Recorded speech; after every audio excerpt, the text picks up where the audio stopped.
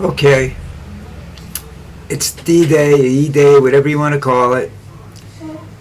All I can do now really is sit around and hope and pray. I don't know if anybody really watched my videos or whatever. You know, I did my best. I did my part. Now I have to wait and see what happens. Predictably, at some point in time, there's going to be a lot of violence. So I don't think there'll be any down here, but you never know. You know, they could decide they don't like Americans anymore. It's a strange world we live in. I had a couple people, I hope to say they don't like them and come after me because, well, it would be a pleasure. But that's another story. Now it's up to you people. Get out and vote, and it's up to the law enforcement and all the National Guard troops and everything that are out there to prevent Trump from corrupting this election. He's going to call corruption no matter what happens, unless he wins. If he wins, then it was a very, very honest. It'll be the most honest election the world's ever seen, and that's just bullshit. It's already been one of the most corrupt elections I've ever seen, so don't know what's going to happen. But hopefully, you know, Kamala will win.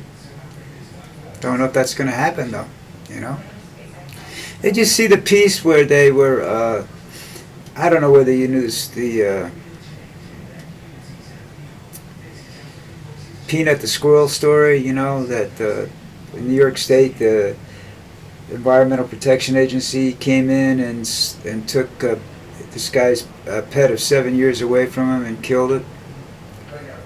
I swear to God, if I saw one of those guys, I'd kill them. I just can't stand people that are just so stupid and ignorant about animals. They have no idea about anything. I had a couple of pet squirrels in my life, you know. And they were pets because they knew me and they would come to me when I'm outside. I didn't bring them in the house. I'm not crazy. Squirrels are one of the most destructive animals you can put in a house. So we kept them outside, but they would come to the doorstep and everything else, just like a school I worked in. For a while, the squirrel would come up to the back door and knock on the back door because he wanted a piece of pizza or something. You know, that's just the way they are. They're friendly. You know, they're destructive if given the opportunity, but they're also cute, cuddly, and friendly. You just have to, they're not the big carriers of, I'm not scared of them when I see them. I get a little nervous about raccoons, you know. But that's that.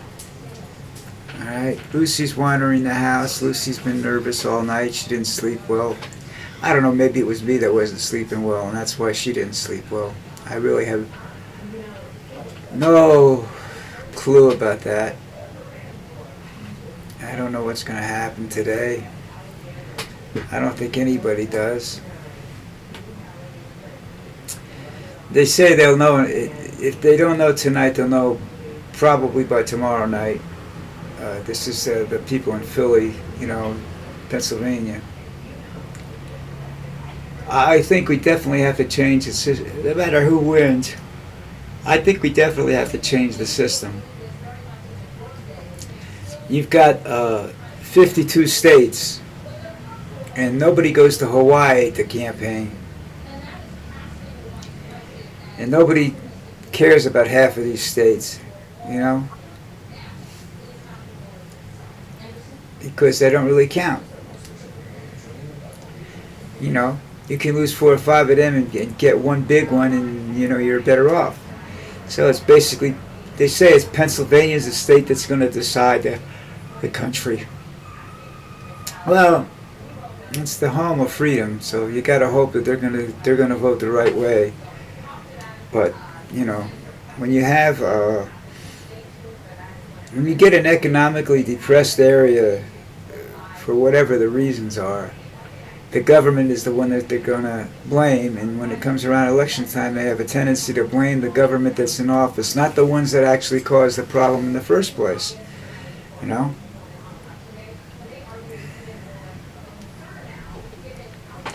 It's like they're blaming Kamala and Trump for the immigration problem, and the immigration problem had a possible solution brought about by negotiation between the two parties, and Trump didn't want it because he wanted the chaos of being able to bring up the immigration issue. And he's not bringing up real immigration, he's bringing up bullshit. You know, like I said, the only time I've ever heard of criminals coming into the United States, and they basically did it openly, is when Fidel Castro emptied out the prisons and sent the boat people over here. You know, it's just I don't know. People tend to read what they want to read, and I understand that, and hear what they want to hear. They select somebody they like, and they listen to that person alone. They select some issue, some place they want to read, and they read that issue alone. When I was in high school, my friends and I wanted to know what was going on. So we read one or two local papers from New Jersey at the time.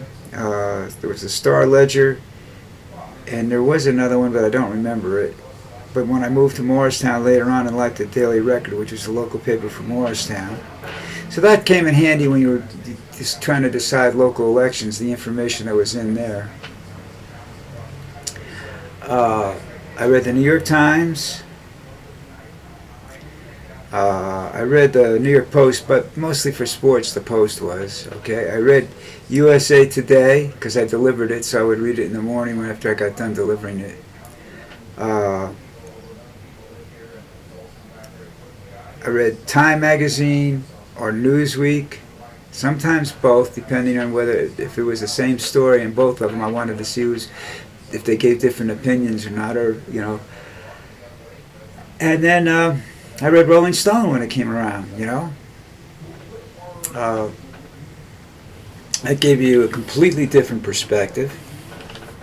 And they're right when they say it was the Rolling Stone article, Hunter Thompson's interview of Bill Clinton that got Clinton elected. So they were politically pretty cool. People call them liberal. Well, if they're liberal, that's fine. The Times is conservative, so I read everything. I read as much as possible. Now, what do? I listen to MSNBC, CBS, ABC, CNN, Politico. I watch their videos, read their stuff. I don't read local papers because there isn't such a thing as a local paper down here. It's an advertising sheet that comes out every day, but that's about it. What else do I leave you? The Guardian. And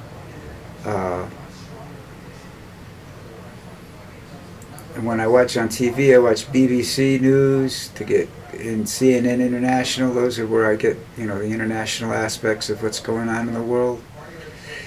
And that's been it. But I never look at one source. And when I watch these channels, I don't look at one commentator. All right, I look at the story. That's what I want to see, not who's commenting on it. I want to see the story. What's the story about? And I go from there. I don't. These guys aren't like the old guys. They're not like Walter Cronkite. Walter Cronkite ended the Vietnam War, basically, with his reporting. That's how accurate it was, and how much it just made everybody realize what a disaster that war was. You don't see that kind of shit anymore. They're pretty much positive about the wars, depending on which way the government is leaning. They're not as independent as they were in the past about it. Russia's an enemy, China's an enemy. That's the way it goes. So then you make a decision. I made my decision a long time ago. God, I go back. I don't know. This was Trump had a casino, not the one. This was when he was building the casino, the one that I told you is just a horrible place to go to. This is when he was building the casino. He went after this little old lady who didn't want to give up her house. Now, he could have brought a moving company. It was a row house. But he could have brought a moving country company in and moved it someplace. But instead, he had it condemned, eminent domain, and she got minimum value for her house and was kicked out almost immediately. That's Donald Trump, you know. No empathy for anybody. And his casino was just, it's an example of every business he runs, you know. The business is designed to suit him. He's not a gambler, so he doesn't give a shit. But you know what's going to be interesting this time around? This is supposed to be his revenge tour, you know, if he gets elected again. I like to see what he does with the NFL. Because back in the day, about the time that the USFL started up, I don't remember the year, it's in the early 70s, Trump was still searching for a NFL franchise. And because of certain people he knew and his involvement in Atlantic City and whatnot, they wouldn't give him one. I don't think he could have purchased one at the time completely. I don't think he had he could get the guaranteed funds that he needed either. But that's, you know, same thing happens here nowadays. It's very difficult for him to come up with guaranteed money or cash. So anyhow, he got pissed off at the USFL, and that's why he went after he got pissed off at the NFL, and that's why he went after a USFL franchise. He got the Generals, and Herschel Walker, the biggest player one of the biggest, greatest players of the era. He got him under contract at the New York Generals, and it wasn't a football contract. It was a personal services contract, meaning that he did whatever Trump wanted him to do, especially when he was done. So, you know, I have no use for that scumbag. He's a little puppet. He wasn't very bright, and he still isn't very bright. Now, that's Herschel, you know. I mean, I think he was running, or is running for Senate. I don't know. I don't think he's going to get in. I think people understand what he is. He's just not very bright. It's nothing to do with political values or anything like that. I just don't think he's very bright. Too many, you know, and there wasn't too many hits to the head. I don't think he started out bright. Okay, so that's, you know, I know a lot of people, you know, scream about that, but I'm not 100% sure about that. That's just my opinion. I just don't think he's a very smart man. All right. I didn't think that Joe Namath was a very smart man, but he seemed to parlay. He knew how to parlay sex, drugs, and rock and roll into a football career. You know, a lot of other quarterbacks did that. You know, Bart Starr was a fairly intelligent man. Became a great receiver, became a great coach for Green Bay. I think the Manning boys, Peyton, very, very intelligent. Eli, he's okay. He's got a lot of common sense, and he knows when to keep his mouth shut, so he's okay. You know. Joe Montana, greatest quarterback honest to God, greatest quarterback I ever saw play the game. How smart is he off the field? I'm not 100% sure. I don't know enough about him. He doesn't get involved in a lot of things. He goes into marketing, mass marketing, and stuff like that. The same thing Franz Tarkenton did. Tarkenton was smart, you know. But this is, you know, what you're going to see. You know, who's going to support who this time? You know, you've got a lot of these celebrities supporting Harris, and that's okay. Again, I wouldn't call them the cream of the crop intellectually. Some of them are very smart. Some of them are just good at what they do, and they understand music, and they can talk to you. They can break down music any way you want it to. So they have a certain degree of intelligence, just not in certain fields, you know. Um, it's like IQ is the ability to learn. And in my case, if I liked the subject, I could master it in minutes or days, whatever. If I didn't like the subject, you could teach it to me for 4 years, like Spanish. I just don't like, I don't see the need for it. I never saw the need for it. Now I have a need for it, and my mind just won't, learn it. It's got a mental block where that's concerned. It's not a mental block, it's, when I was studying it, I would learn it and I'd be able to communicate for a while, and then I just wouldn't talk to anybody in Spanish for a while. Like my family down here prefers to talk to me in English. So I don't understand, I don't learn Spanish. I don't master the language. So that's, their fault a little bit too. So, and like I said, if I knew everything my wife was yelling at me, I probably would have shot her a long time ago. So it's better off I don't know, But, I'm very, very deeply concerned, not just for me, although I will admit that that's definitely my biggest motive right now for Harris to win, is my survival. So yeah, I'm prejudiced to that, about bias, prejudice, whatever you want to say. But I worry about the country. I have 2 great nephews up there who are going to have, eventually one of them's married already, and they're eventually going to have kids. And what kind of future are they going to have? Are they going to get to see their future? Or are they going to watch everything just curl up and die? Lucy, come here. She just wandered by again. She didn't want to stop.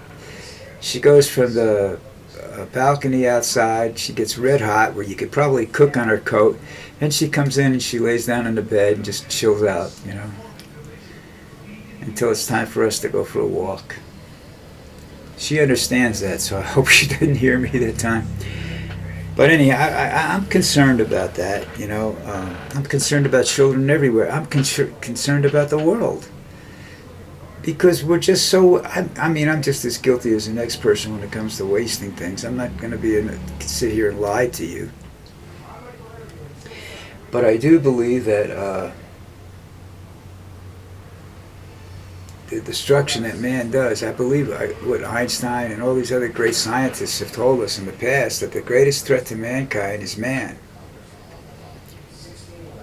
And I don't know what we're going to do. Because if they use AI to try to control the climate, to the climate crisis, you're liable to see the Terminator movie live and in person.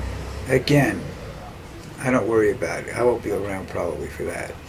My immediate problem though is that if Trump does win, I will end up stone cold broke in 4 months.